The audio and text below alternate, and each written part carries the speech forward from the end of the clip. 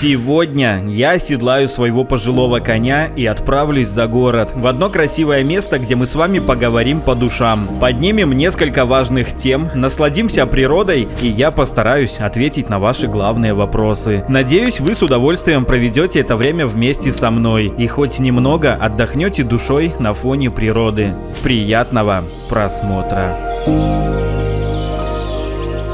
Ой, сейчас попью. Ехал долго. Ой, наконец-то я выбрался. Поставим здесь. Ветер поднимается, надеюсь, он мне не помешает. Ребята, наконец-то я снимаю это видео. Я уже сам не верил. Смотрите, какое место красиво выбрал. Это самое красивое, которое я нашел. О, мой мотор. Помните, лет 6 назад показывал в одном из видео. Вроде нормально. Я стою перед камерой, и мне надо что-то говорить. Сразу хочу извиниться, потому что с камерой я разговаривать по-прежнему не умею, буду запинаться. Но уж простите, как получится, так получится. Тут, кстати, летают. Слышно, наверное. Ну да ладно. А еще я стесняюсь очень камеру. Очень. Блин, я же столько лет этим занимаюсь. Чего я стесняюсь? Я уже должен привыкнуть. Должен же привыкнуть. Ладно, поехали. Первый вопрос, долго томить не буду. Чаще всего спрашивают по поводу спасения животных. Спасение животных будет или нет? Смотрите, ребята, какой нюанс. Сейчас постараюсь объяснить все максимально быстро и понятно. Проблема такая. На самом деле информации очень много. Я не знаю, как мне сейчас это все так уложить, коротко и ясно рассказать, но я постараюсь. Недавно YouTube внедрил яичного помощника. Основанный на искусственном интеллекте помощник, который может много чего там делать. Ну, типа как все эти чаты GPT и все остальное. Решил я спросить у него по поводу своего канала, почему мои видео про спасение животных сейчас собирают меньше, чем обыкновенные видео. То есть там влоги какие-нибудь, развлекалка и все остальное. Я спросил, нет ли такого своего рода теневого бана на мой канал. Конечно же, помощник, ну, это машина, понятное дело, это не человек, это не какой-то эксперт по Ютубу, но эта машина стала мне отвечать, что, мол, нет, YouTube такое не практикует, занижать чей-то канал специально, конечно же, YouTube не будет, но я-то вижу, что что-то не так. И я начал уламывать его другими там словами, чтобы он мне все-таки выдал какую-то информацию по поводу моих видео. Спрашиваю, нет ли такого... Блин, мне так тяжело разговаривать на камеру, боже мой. Спрашиваю у него, нет ли какого-то ограничения для контента про помощь животным. И он мне начинает потихоньку раскрывать какую-то правду. Может правду, может неправду, не знаю. Но в общем он мне сказал, что да, действительно, YouTube в данный момент борется с контентом, который, ну, не настоящее спасение животных. Ну, в общем, фейковые видео про спасение животных. И есть вероятность, что под ограничения могут попасть видео, которые не являются подстановочными, но тоже на эту тематику. И как бы YouTube тоже может их немножко ограничивать, потому что машина, ну, YouTube не будет набирать, там, я не знаю, несколько тысяч сотрудников, чтобы каждое видео каждого канала, а канал про животных вообще очень много на YouTube, и чтобы каждый сотрудник, живой человек, проверял именно контент на подстановка или это настоящая помощь, потому что сама машина, она определить это не сможет. Ну, как может машина определить помощь животным, настоящая или не настоящая? Это, естественно, должен делать настоящий человек, живой. Сидеть вручную, проверять, сортировать. Но что Ютубу проще всего? Проще всего взять, просто ограничить рекомендации, немножко принижать такие видео, не разбираясь, настоящее ли это спасение или это постановочное. Короче, вот он мне это рассказал, и у меня все внутри рухнуло. Я давай спрашивать у этого яичного помощника, расскажи про мой канал. Вот как ты считаешь, он постановочный или нет? Дай, думаю, посмотрю, как видит машина, как определяет система мой канал. Он мне начал, конечно же, выдавать, что нет, по многим причинам, потому что я показываю лицо. Обычно постановочники, неправдивые каналы, они скрывают себя. То есть они не показывают, что... Ну зачем человеку, который, по сути, делает преступление, показывать свое лицо? Конечно же, ему лучше остаться за кадром и это все дело так показать. Первое, я показываю свое лицо. Второе, у меня помимо помощи животных есть еще другой контент. Я показываю свою жизнь, показываю своих животных, какие-то приколюшечки и все остальное. Не штампуется просто спасение, каждый день новое и еще по одним и тем же сценариям. Там нашли полумертвого, лечим, и вот он уже бегает красивый такой, выживший. Потом завтра опять какой-нибудь следующий там из трубы уже достают, послезавтра из болота и так далее. У меня такого нет, у меня есть живой канал живой, который помимо помощи животным снимает про жизнь видео. И третье, что он мне еще написал, блин. У меня есть лицо, я не штампую только помощь животным. Но там еще про доверие аудитории, что у меня очень высокий порог доверия аудитории. Это спасибо большое. В общем, что-то еще. Не знаю, потом скажу, вспомню, вставлю.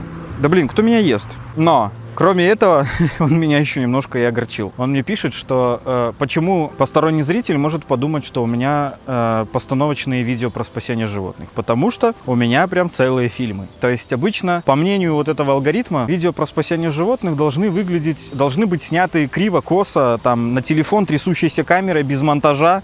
Почему-то, без какой-то обработки, без какого-то закадрового красивого рассказа. То есть человек не должен почему-то писать текст, рассказывать это все. Почему-то человек не должен озвучивать это все в хороший микрофон, работать над голосом, работать там над подсветками и все остальное. Качество, короче, не должно быть. Хотя если я умею это делать, если мне это нравится, почему я не могу это делать? Ну, короче, в общем, постороннему человеку может показаться, что это постановка, потому что как будто бы над моим контентом работает много людей. То есть есть и сценаристы, есть операторы, монтажеры и все остальное. Но я-то делаю все сам.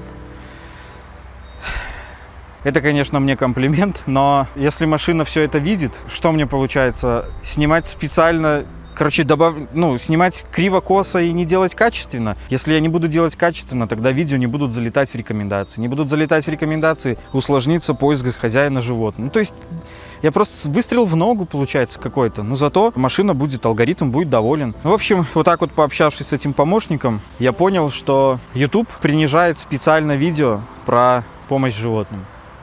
Раньше как было? Я подобрал котенка там, например. Мы там с Катей его вылечили, я все это снимал. Ну, мне нравится снимать, я это снимаю. Я вроде как у меня получается, раз люди это смотрят, наверное. Рассказал так, как я это вижу, как бы написал своим почерком. Вот. Смонтировал тоже, как я это вижу. Музычку наложил там, чтобы все было красиво, потому что люди любят красивый контент. Я это выложил. И что получается? Я этим же себе же хуже сделал, получается, или что?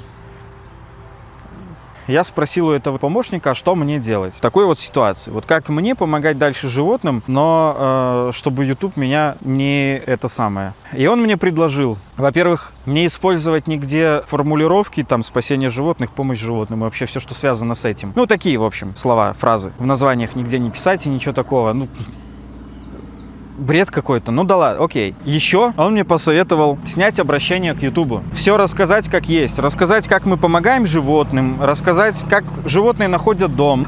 Третье еще. Наши животные находят дом. Это самое главное, это, наверное, самое первое, что подтверждает, что мой контент не постановочный. То есть, животные находят дом. Все, как тут можно спорить? Отдаем в семью, в хорошие руки. Все это транслируется, показывается. Очевидно, у фейковых спасителей такого вроде бы как нет. Я, конечно, рад. Я очень сам не люблю таких людей, которые вот загоняют животных в сложную ситуацию, чтобы потом якобы найти, якобы спасти. С одной стороны, я, конечно же, рад, что YouTube борется с таким контентом, но я не рад, что хорошие ребята из-за этого страдают. Помимо меня есть очень много хороших каналов, где люди помогают животным. Есть каналы приютов, есть каналы волонтеров, да просто людей, которые хотят сделать что-то хорошее. Я считаю, что они не должны страдать из-за тех, кто недобросовестно ведет свои каналы, не должны страдать хорошие ребята. Так вот, что я говорил. Снять обращение к Ютубу, все рассказать, все показать, проходили уже. Я не уверен, что это поможет, я не уверен, что это что-то даст. Вряд ли я буду что-то снимать, вряд ли я буду упрашивать YouTube, чтобы он сжалился, дал мне какие-то рекомендации, пересмотрел отношение к моему каналу. Хотя можно было бы там несколько примеров привести других каналов, которые тоже помогают животным и честно помогают, и как бы упростить YouTube работу. В общем, не знаю, но для того, чтобы снимать такое видео, у меня должна быть нереально огромная медийная поддержка. Вряд ли за меня кто-то впишется. Ну, то есть я имею в виду прям большие, крупные каналы, какие-то медиа, крупные звезды какие-то там возьмут и помогут его распространить, и помогут донести до Ютуба, потому что если, посмотрите на мои просмотры, у меня еле-еле ролики сейчас набирают 100 тысяч просмотров. Как бы это грустно, и вряд ли YouTube увидит мое обращение. Поэтому, скорее всего, я это делать не буду. С медийными большими крупняками я не общаюсь, к сожалению. У меня нет никого, с кем бы я мог обсудить это дело. А люди, по сути, это каждый занимается своим делом, у каждого свои проблемы, и вряд ли кто-то будет вписываться за меня, за какого-то чувака, который спас там пару десятков животных. И, молодец, и что? Сложилась такая ситуация, это твои проблемы. Я не знаю, мне почему-то кажется, что именно так и будет. Что еще хотел сказать по этому поводу? И вывод. Так будет ли спасение животных? Да, ребята, будет. Если вы думаете, что вот эти вот все дела с Ютубом, если YouTube будет меня вот так вот ограничивать, и вот почему я и не могу сниматься. Да, все будет. Сейчас я водички попью. Я же говорил, не умею я. Лучше бы это была не водичка. Может, тогда я разговаривал бы получше. Отвечая на главный вопрос, будет ли спасение животных? Да, будет. Мы не собираемся останавливаться. Все эти истории с Ютубом будем пробовать как-то осторожничать, будем не писать в названиях спасения, будем писать другими словами, там, он был там в траве, мы его нашли. В общем, что-нибудь придумаем, но от помощи животным я не отказываюсь. И сейчас отвечу еще на следующий вопрос. Я еще подумал, что я могу сделать, чтобы дать Ютубу уверенность в том, что я действительно это делаю искренне. Вы знаете, на каждом видео есть монетизация, ее можно отключить. Мало того, что я и так отказываюсь от рекламных интеграций, но есть еще такая монетизация, и это уже YouTube вставляет в мои видео рекламные паузы. Что я подумал? Похоже, солнышко садится. Я подумал отключать монетизацию на роликах про спасение животных. Когда монетизация на роликах есть, YouTube их тщательно проверяет. Он их проверяет для рекламодателей. Чтобы впихнуть какую-то хорошую жирную рекламу, видео должно соответствовать требованиям рекламодателей, то есть там не должно быть никаких помятых, побитых, грязных, больных животных.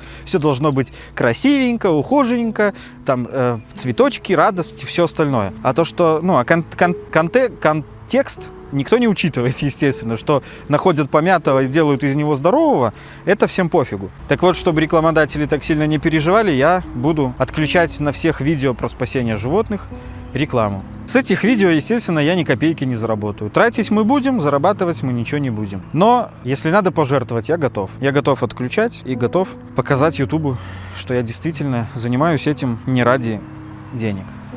И чтобы он не переживал. Правда, им пофигу, ну да ладно. А если вы захотите помочь, пожалуйста, я не откажусь. Кто хочет финансово, кто не хочет или не может, хотя бы просто репостами, лайками, комментариями и так далее. Летают что-то. Вроде бы по этому вопросу все. Подытожим. Спасение животных будет. Я не отказываюсь. Они меня не отговорят этим заниматься. Потому что я уже просто не могу по-другому. Но YouTube, в принципе, это правильно делает. Ну, как правильно? Ну, YouTube это же не место для помощи животным. Это платформа для видео. Это то, что я через эти видео нахожу семью животным, но это мои проблемы. Они не обязаны мне предоставлять свою площадку для таких дел. Занимайся, хочешь помогать животным, помогай, иди, объявления расклеивай по городу. Мы тут при чем? У нас есть свои правила, и ты обязан их соблюдать. Конечно же, все правильно. Но и контекст, ребята, контекст это очень важно. Ладно, что-нибудь придумаем, но я не отказываюсь. Просто знайте и не переживайте. Дальше, следующий вопрос. Ой, это я полчаса сейчас только на один вопрос полчаса отвечал. Запись идет 28,5 минут, офигеть. Следующий вопрос на ту же самую тему. Почему вы перестали помогать животным? Животным помогать мы не перестали. Я могу сказать только одно. Нам не попадаются животные. В данный момент, последние, сколько уже, чуть больше, чем полгода у нас никого не было. Раньше как-то сами они находились. Ну, вспомните вот каждую историю, которая была на этом канале. Вот пошли мы с Катей на пикник. Просто пожарить мяско, посидеть на свежем воздухе. И тут из кустов убегает серый котенок. Забрали, нашли семью. Поехали с ребятами на 9 мая за город, опять же на пикник. Нашли там кота, весь в клещах. У нас во дворе котенок орет под домом. Забрали Ваську, весь в блохах. Линду мама нашла. Скольких котят мама приносила. Мишку, подруга Катина. Не Мишку, Катя увидела на улице. Короче, вот, если так вот всех перечислять, мы жили просто своей жизнью, животные сами нас находили. Куда бы мы ни пошли, где-то кого-то нашли.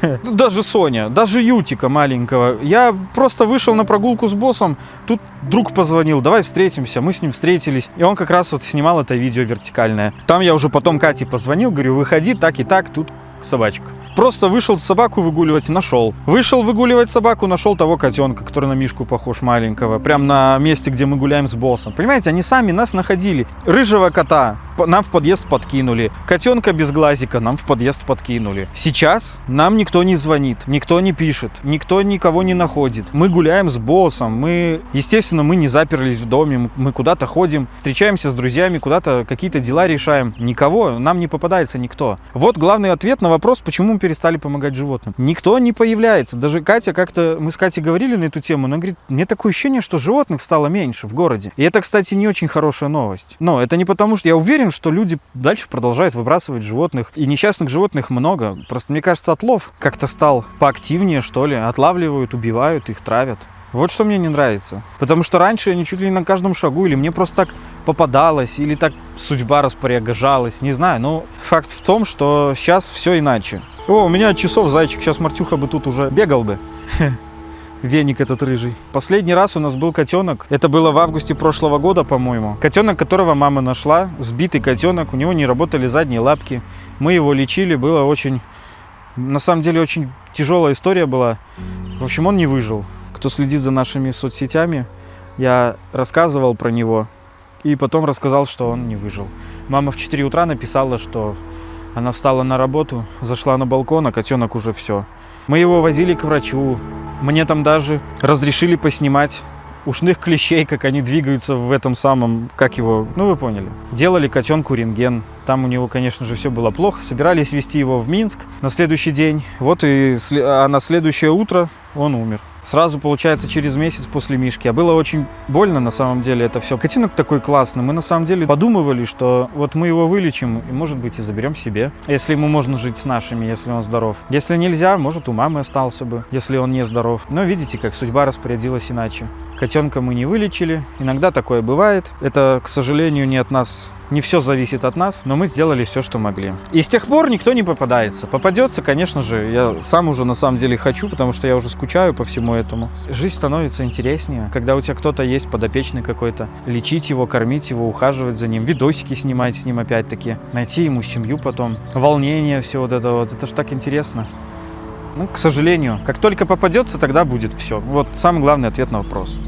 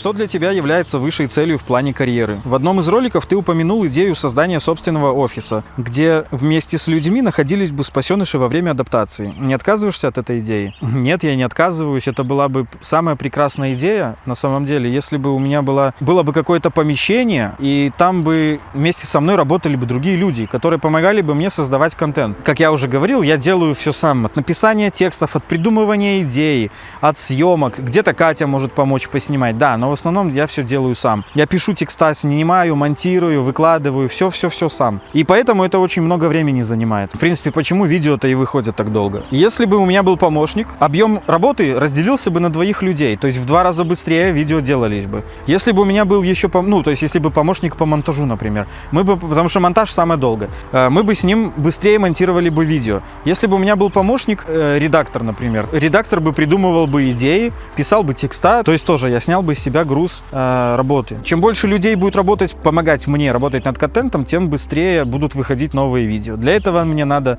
естественно, платить зарплаты людям. Платить зарплаты людям в данный момент я не могу, потому что у меня доходность очень сильно снизилась за последние много лет, несколько лет. Где-то с 22-го, не где-то, а с 22-го года. В 6 раз упала доходность, и поэтому денег брать на помощников у меня негде. А так, конечно же, было бы хорошо, если бы у нас была команда, если бы мы работали в каком-то помещении, в этом помещении жили бы и спасеныши наши, да и вообще там туда можно было бы приносить вообще всех подряд. Идешь по улице, увидел котика, пошли с нами, будешь новым членом нашей семьи. Конечно же, я не отказываюсь, конечно же, я бы хотел это все, но многое зависит не от меня. Многое зависит от меня, но не все. В данный момент такой возможности нет, к сожалению. Что хотел бы снимать, кроме основного контента? Кроме основного контента я бы хотел снимать природу.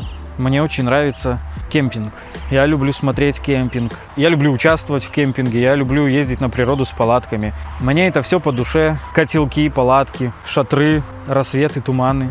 Конечно же, я бы хотел это тоже и снимать, но на основном канале я, естественно, снимать это не буду, потому что, это как перемешивание контента, и многим это не понравится. Люди и так подписывались в основном на помощь животным, а я тут показываю, как я собаку свою выгуливаю. Если я еще буду другой контент какой-то делать, на который люди не подписывались, еще часть аудитории может отойти от меня. Мне это не надо. Когда выйдет 5-я часть про приколы и фейлы со животными, и о чем она будет? Как долго делаются ролики из этой серии?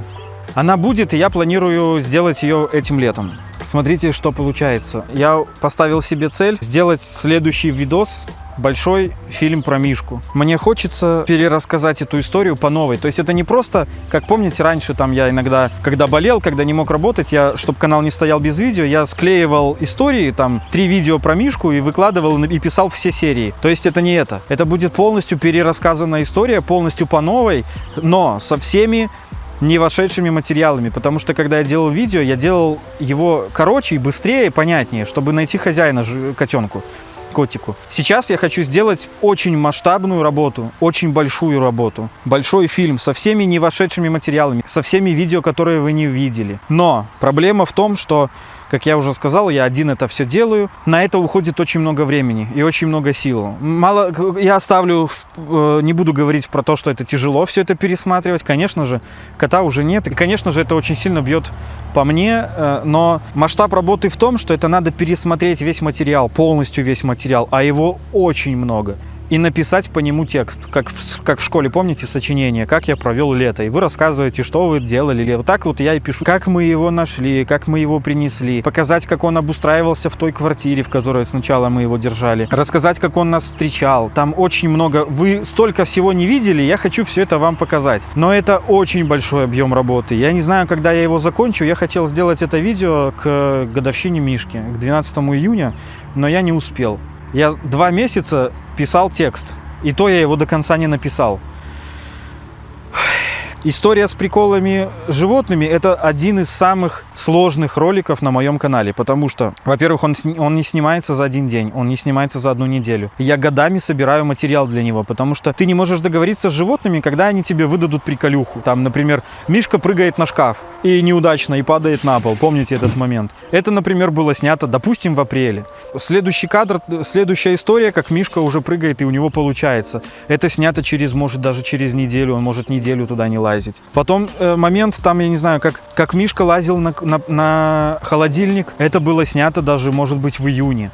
И, в общем, вот так вот я годами собираю по чуть-чуть, потому что я не могу подойти к животным и сказать: слышите, давайте-ка мы с вами сейчас приколов наделаем, а я завтра видео для подписчиков склепаю. Это так не работает. Я собираю контент годами, месяцами, неделями, долго-долго-долго. Потом я это все собираю в папку, отсматриваю и по нему пишу текст. То есть текстом соединяю все эти видео. И тоже очень сильно работает башка, и это очень сильно тоже зависит от настроения. Если настроения нет, то я уже сколько раз проверял, у меня не получается писать интересный текст. Он у меня унылый, я потом это все удаляю, переделываю. Поэтому такие видео выходят очень редко, учитывая все это, и поэтому они имеют особую ценность. Следующий выпуск про приколы и фейлы выйдет этим летом. Я планирую по-любому этим летом его сделать. И будет она про Мартюху и Соню. С Марти очень много моментов смешных я насобирал. Я вам покажу, как он за ноги нас хватает. Расскажу, какой Марти умный, кстати. Расскажу, как он клеился к Соне. Возможно, это будет и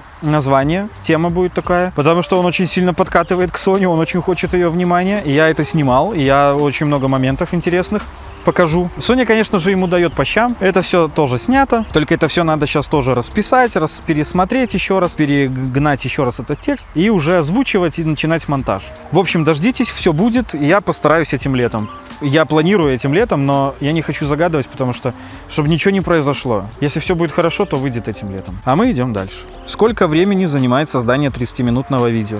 Опять же, смотрите, если это влог, например, я поехал к маме, и там с боссом, с Кузей и с Дуней,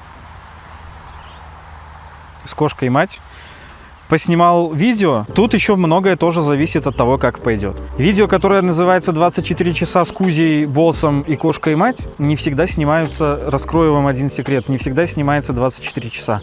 Некоторые видео я снимаю неделю, потому что животные очень сильно устают. Я приехал, утро, например, Я выгулял босса, покормил туды-сюды. Они немножко побесились. И что? Легли спать. И они могут проспать до вечера, потому что они не молодые уже и все такое. Естественно, я не... А что мне снимать? Как они спят? Мне приходится уезжать домой.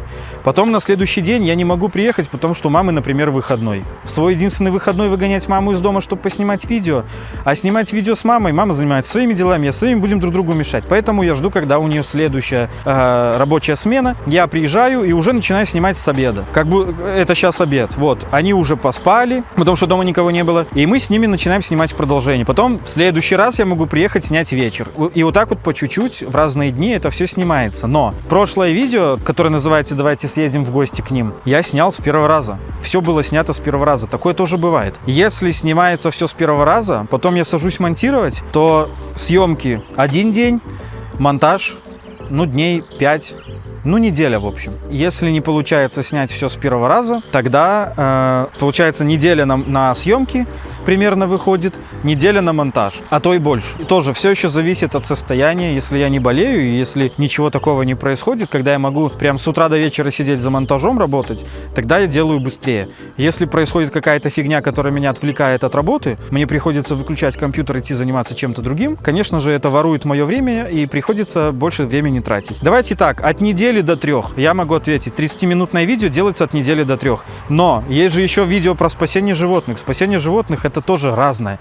Здесь очень сложно рассказать как про одно какое-то видео, потому что они все разные. Например, видео, где мы выхаживали новорожденных котят, Масючку с подгузником, помните? Там в видео показаны 4 месяца съемок. Как они были маленькие новорожденные, в конце они уже взрослые, им по 4 месяца. То есть 4 месяца я это только снимал. Видео, которое длится 30 минут, снималось 4 месяца. Видео, которое длится 30 минут, когда я еду к боссу в гости, снимается или неделю, или за 1 день, или за 2 дня.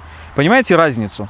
Видео про приколы с животными собирается материал годами, пишется текст неделю, даже больше, наверное, чем неделю. Это что-то я совсем принизил немножко.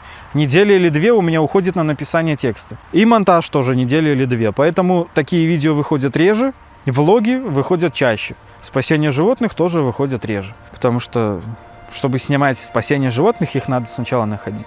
Как-то так. Натараторил что-то.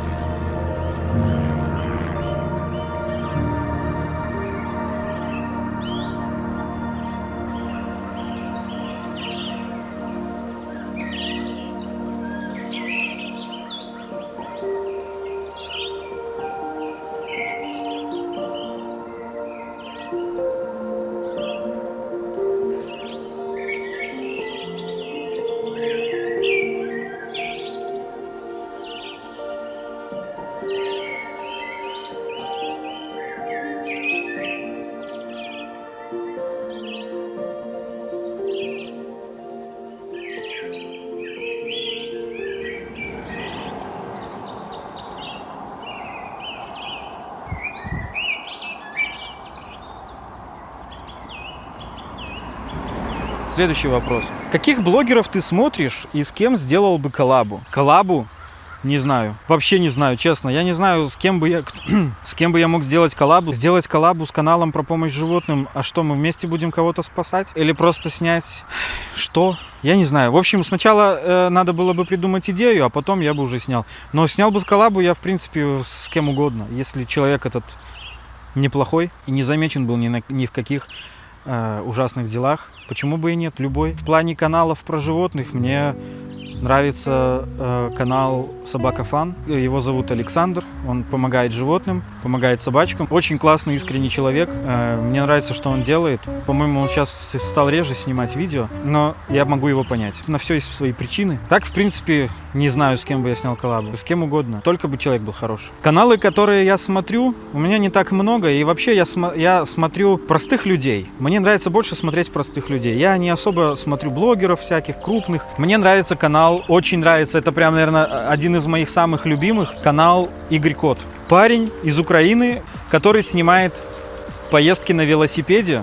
Он проезжает 1000 километров и транслирует это все, как у него все происходит. Он ночует в палатках, он кушает консервы, он показывает природу, он заезжает в какие-то кафешки, на заправки, там рассказывает свои приключения, что с ним случилось и все такое. Мне это безумно интересно, я такое люблю. Я вообще люблю все, что связано с природой, как я уже сказал.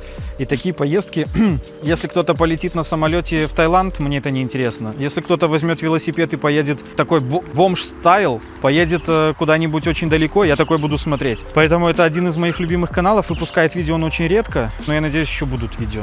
Еще мне нравится канал Илья Бондарев. Это вообще безбашенный парень. Я не знаю, можно ли про него рассказывать. Он путешествует на товарных поездах. Это вообще, там настолько экшен, что... И это очень интересно. Живет в диких условиях. Объездил всю Мексику, объездил всю Америку и по России на товарных поездах. Короче, это очень интересно, я такое люблю. И это один из самых моих любимых каналов.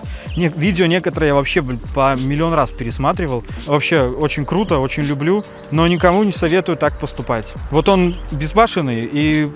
Это его выбор, а вы так не делаете, потому что это очень опасно. Мне нравится канал «Лесной строитель». К сожалению, уже закрытый канал, потому что Алексей, парня зовут Алексей, он выложил пост, что он закрывает этот канал, оставляет только американский. Он строит землянки, строит всякие избушки и приезжает туда и там живет. Показывает, что он там готовит, как он топит печку. Там очень красиво снята природа, как я люблю. Я люблю выживалово всякое, особенно все, что связано с природой, и особенно выживалово я очень люблю. А это что-то похожее. Очень нравится канал Артемий Да не дай бог. Как его? Очень нравится канал Артемий Абрамов. Это фудблогер. Ну как фудблогер? У него такой своеобразный подход, но мне это очень интересно. Несовершеннолетним не советую. В принципе, все каналы, которые я сегодня назвал, лучше не смотреть несовершеннолетним. Но это подача интересная, интересный парень, интересный, харизматичный. Мне это нравится, я смотрю и я подписан. Еще люблю Булкина. Но не все видео. Я смотрю только его прохождение Мафии. Для меня это прям праздник. Во-первых, я очень большой фанат игры Мафия. Мафия 2. Ну и так далее. Ну, то есть эти видеоигры напоминают мне детство. И порой сесть поиграть, это надо время. Я лучше время потрачу на что-то более полезное и продуктивное. Но, например, за ужином я включаю и смотрю, как он проходит. И опять-таки ностальгирую по детству, как когда-то я сам молодым пацаном на своем первом компьютере проходил все эти игры. И Мафию я вообще просто обожаю. А Булкин, как по мне кажется, у него самая классная подача этой игры. И я порой даже пересматриваю все его прохождения. Особенно, когда болею. У меня, кстати, есть такая традиция. Когда заболеваю, я всегда смотрю Булкина. Потому что я болею, и у меня много времени есть для того, чтобы смотреть. Вот. Поэтому только Мафию и только Булкина. А вообще к видеоиграм я равнодушен на самом деле. У меня 2 игры есть с детства, которые я люблю. Это GTA и Мафия. Ну, серия Мафии и серия GTA. Все. Больше ничего меня не цепляет, и как-то все остальное прошло мимо меня. Еще мне очень нравится канал Давидов Channel. Снимает, как он ездит на дачу и там ночует. В основном, первое видео мне попалось, как он ночевал там зимой. И вот он показывает, как он печку топит. Опять же, вот это вот все, знаете, все, что вот у меня в крови. Самого нету, поэтому я смотрю, как это делают другие. Мне нравится именно вот живое, вот именно живая подача, вот максимально живая подача. И вот этим он меня зацепил. И поэтому я это смотрю. По поводу каналов про животных я вообще ничего не смотрю. У меня нет вообще ничего про животных. Летают тут всякие. Может быть, поэтому мне так сложно черпать идеи. Обычно как? Люди черпают идеи откуда-то, а мне неоткуда, потому что я не смотрю про животных ничего. Все, что я снимаю, это я сам придумываю, либо жизнь подкидывает, и я делаю то, что происходит, и все. Из блогеров мне нравится Данечка Поперечный. Вот.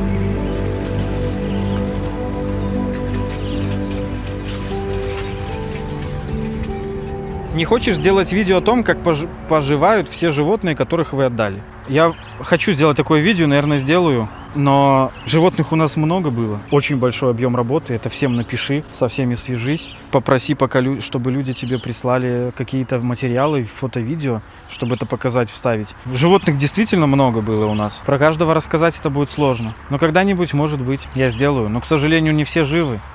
Вы же понимаете, например, Маркиза, к сожалению, уже нет. Это тот котик с клещами. Он прожил со своей хозяйкой 5 лет. Александра Николаевна мне звонила как-то в прошлом году или в начале этого года. Рассказывала, что его больше нет. Она сказала, что он, скорее всего, был старый. Мы же нашли его уже большим котом, и не скажешь сразу, сколько ему лет. Можно там по зубам определить, но это же не точно. Александра Николаевна сказала, что он был пожилой, но он прожил 5 лет, 5 счастливых лет со своей хозяйкой любимой. И вот такие вот истории... Не очень хочется рассказывать. По-моему, она меня даже это просила не говорить. Но я надеюсь, она на меня не обидится. Потому что рано или поздно мне бы пришлось об этом рассказать. Такие видео тяжело делать. Ни Мишки тоже уже нет. Ни Мишка был болен, неизлечимой болезнью.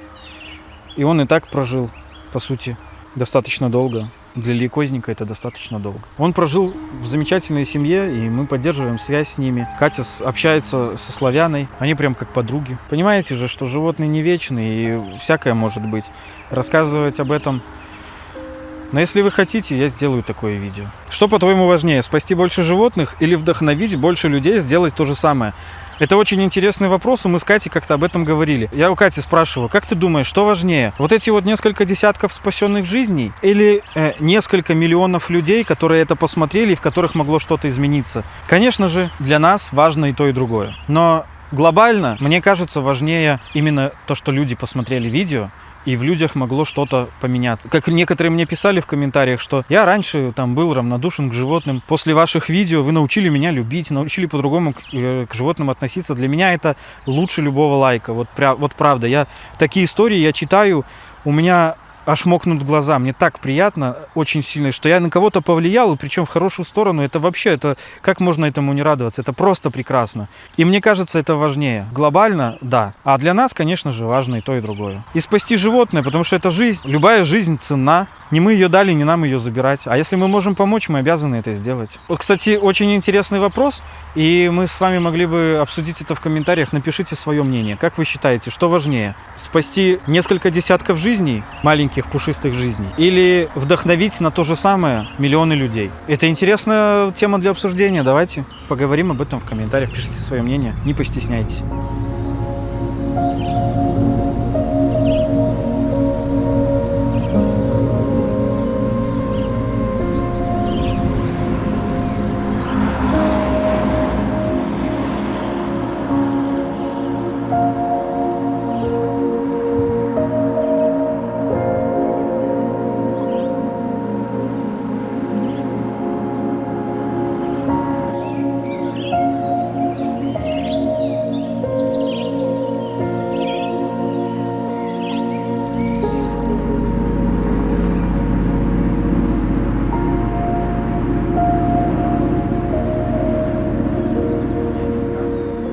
Было ли время, когда ты хотел бросить канал? Очень часто такое было. Особенно на стадии выгорания.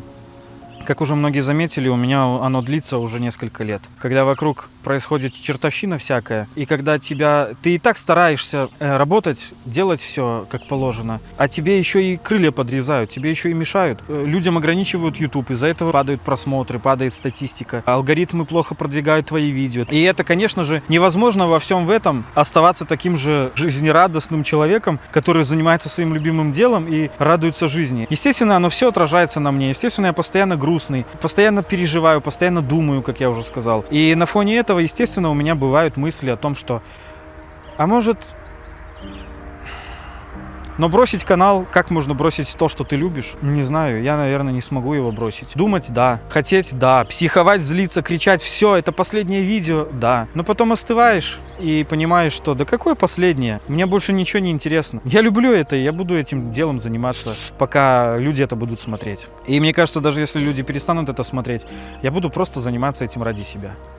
Но это честно. Максимально честно, как есть.